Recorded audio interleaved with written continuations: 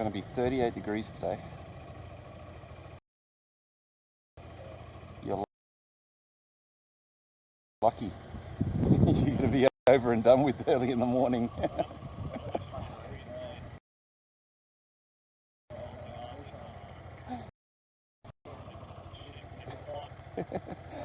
Alright, when you're ready.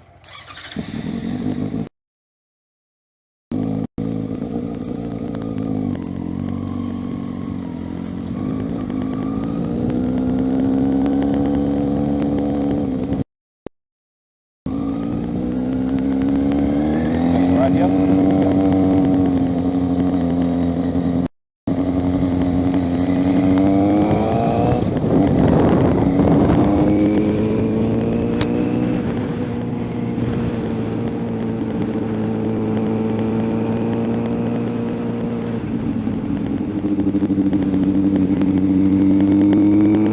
Just make sure you check over your shoulder before changing your wheel tracks.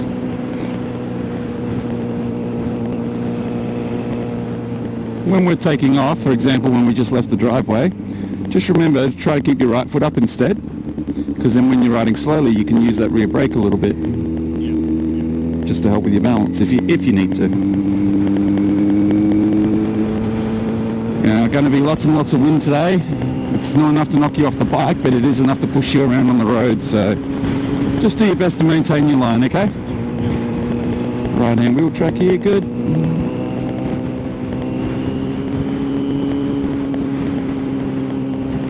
Very end of the road, turning right.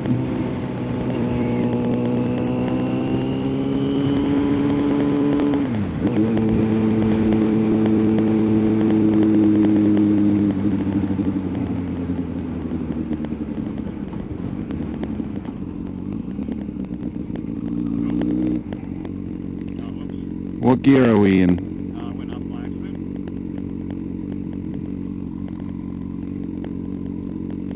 So that's why if you're not using the gear lever, point your toes out to the left, okay? Alright, when you're ready. If it's not changing down its gears, apply light downward pressure to the gear lever and let the clutch out to the friction point. And then the gear will just drop into place. But yeah, try not to change gears when you're going around a turn. Always be in the gear that you need, be doing the speed that you need for the turn that you're taking.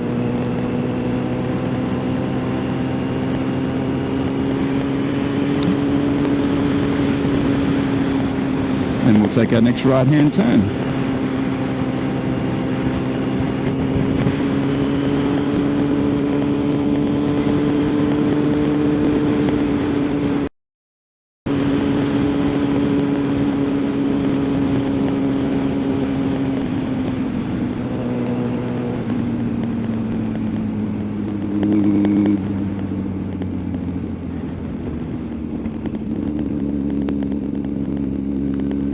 And getting up to 90 when and if you can.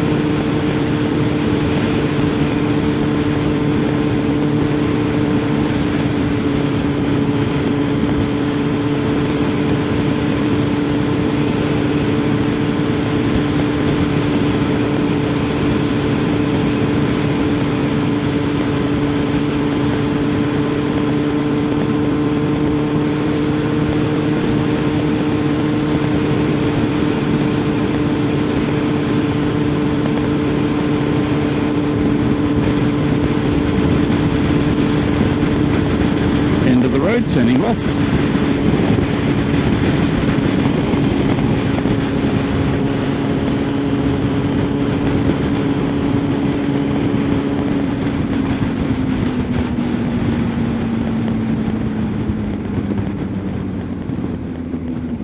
closing the gap off on the curb, not moving away from it. Because see how we're braking in the very middle of the lane now? That means we're in the oil slick, and we don't want to be braking in the oil slick.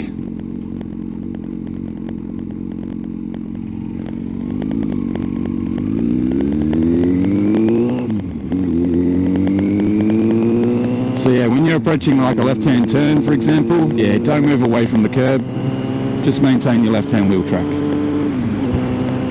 If there's nothing stopping you from doing so, of course. Only 63 here. We passed the 60 sign just earlier.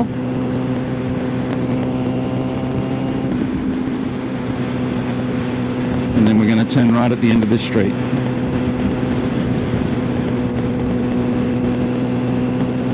Great Northern Highway is usually a 60 from here on in. It changes to an 80 much later down the road.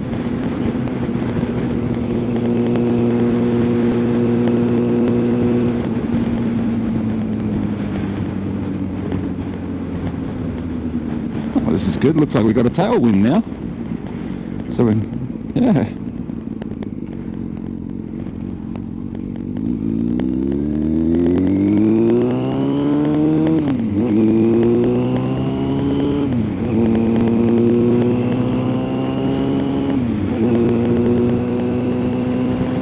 Do you remember with that bike though, if you're doing dead on the speed limit, you might be doing a couple of Ks over.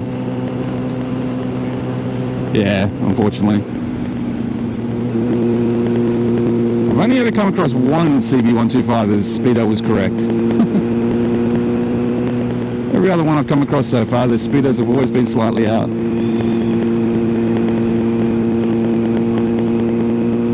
Just those CB125s. There are some other like Hondas as well.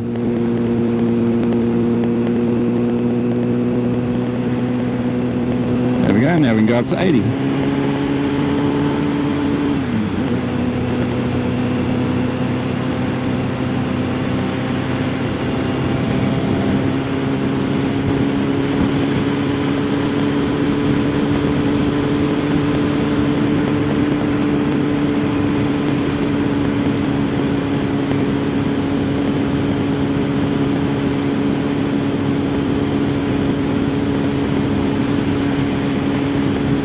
Just remember with train tracks, just look both ways before crossing. We don't have to slow down for them. Doesn't matter which way you look first, as long as you look both ways.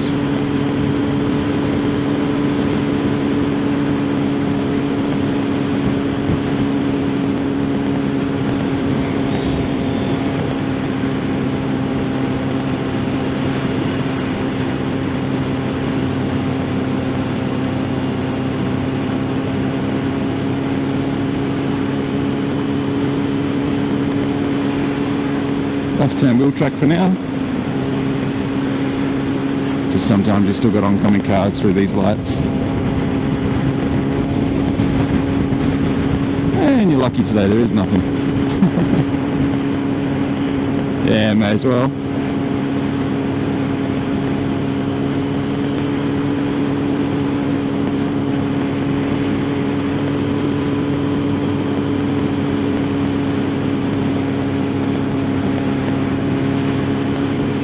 That bike speedo is a little bit more accurate at higher speeds though, okay? Yeah, so what are you doing right now? Yeah, so that's what we're doing. Well, my bike's saying 77, now 78, so yeah. Yeah.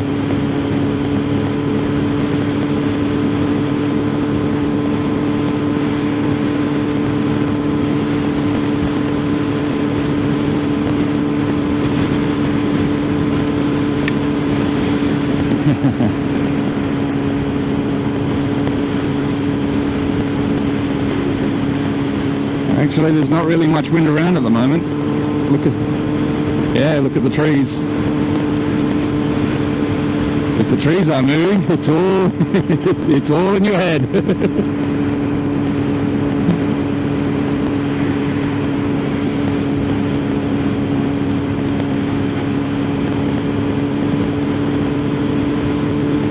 It's weird though, it's super windy in Ellenbrook, but not down here.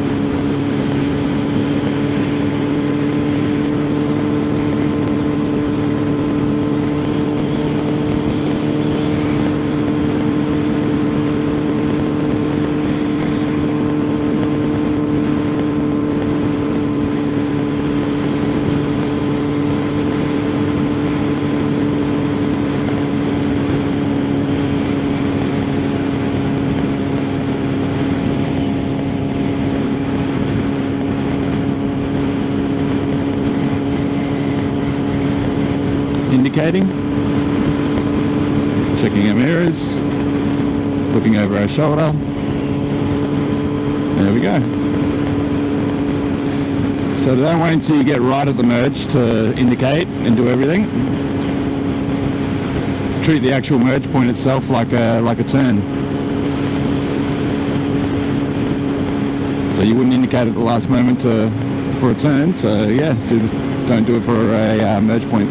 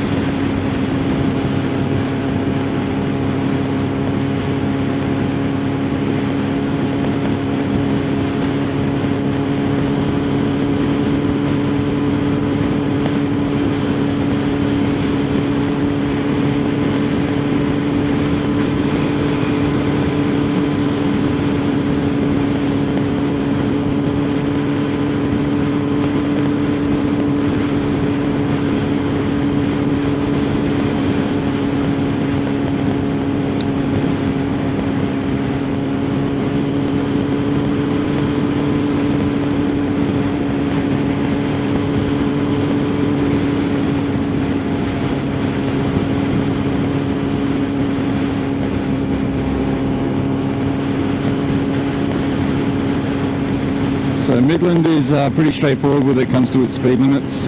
All the dual lane roads are at least 60 k's an hour. Most 60s, most roads can connect with traffic lights. Not all of them, but most of the 60 zones connect with traffic lights, okay? So if you're turning at a set of lights, for example, when you turn onto the new part of the road, if you don't see a speed sign, then assume it's a 50. Unless, of course, it's a dual lane road.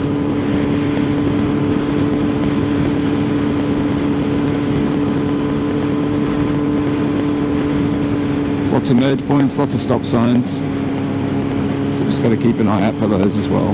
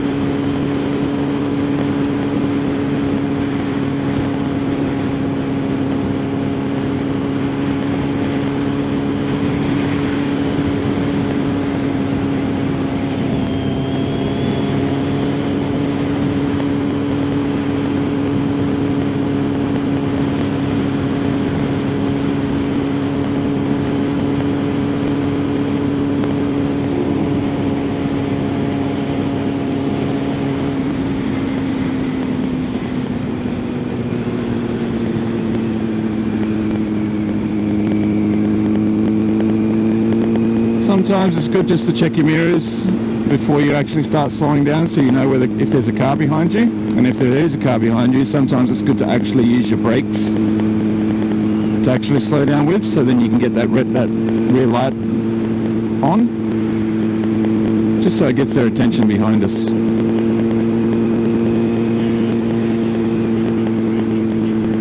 Yeah, exactly. So engine braking is a valid technique, but it's better for a bike rider to actually use their brakes, so then they can get that rear light on.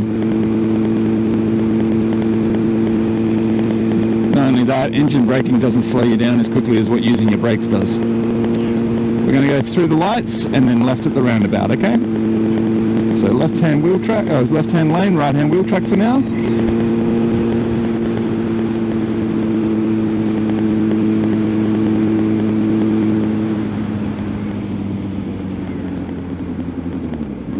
And when we check our mirrors, just make a habit of actually pointing your helmet at the mirror you're checking. Because I know you can probably see with just your eyes, but just point your helmet at it just so we know. Got to make sure we're in first before we come to a stop.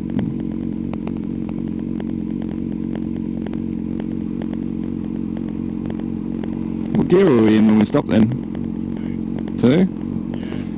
So yeah, just clutch in, downshift, clutch out, and when you're riding slow, just keep on clutching in, downshifting until it doesn't move anymore.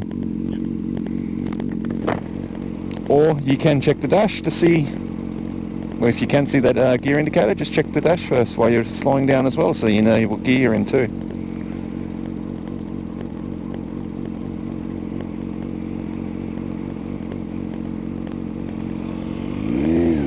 Remember looking right, looking left before we cross through the lights, or before we cross the stop line. So it's pretty much right, left, go.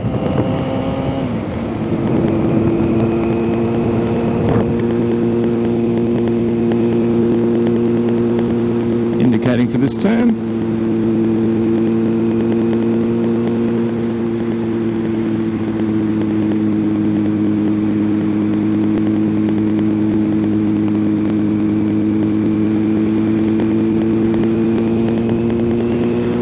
Then we'll take the next right-hand turn, okay?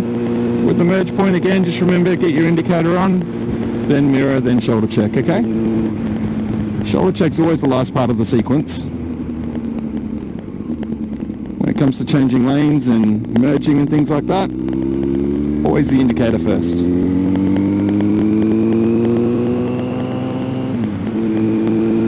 The checks.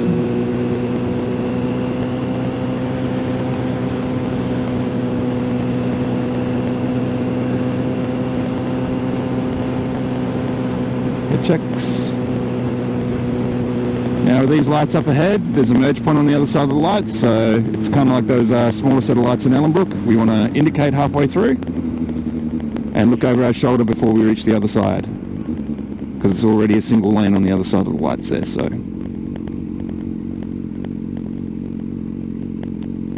looking right, looking left, and off we go.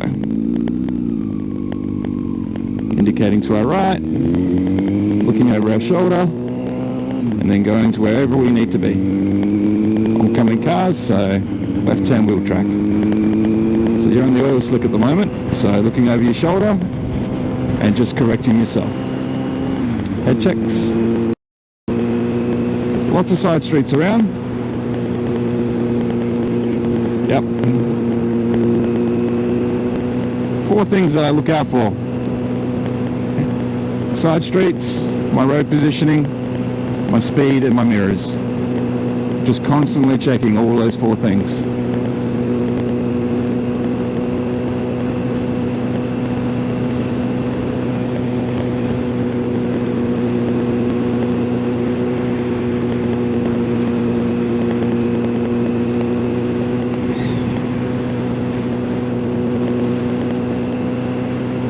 Back to our right-hand wheel track, because we've got all these trees on the edge of the road here where things could be hiding behind.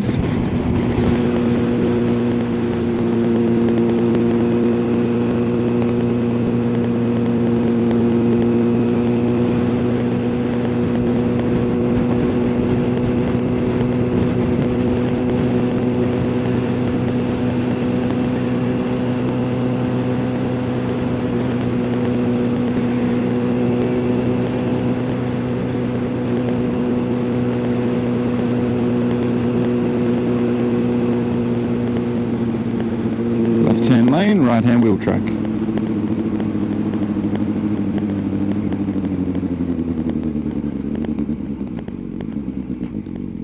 So if the road splits into 2 lanes and you haven't heard any directions or anything like that, usually best to, just by default, always go to your left-hand lane.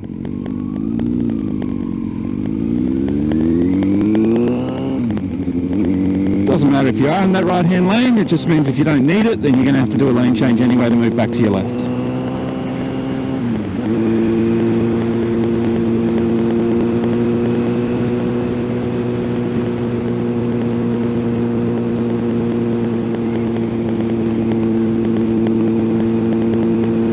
So you checked your mirrors, but you didn't check the intersection. Me, myself, I check my mirrors, like, for example, I see the lights now, so I check my mirrors. There's a silver car behind us, so I know when I start braking, I'm going to check my mirrors again to make sure that they're slowing down as well. And they are, so all good now.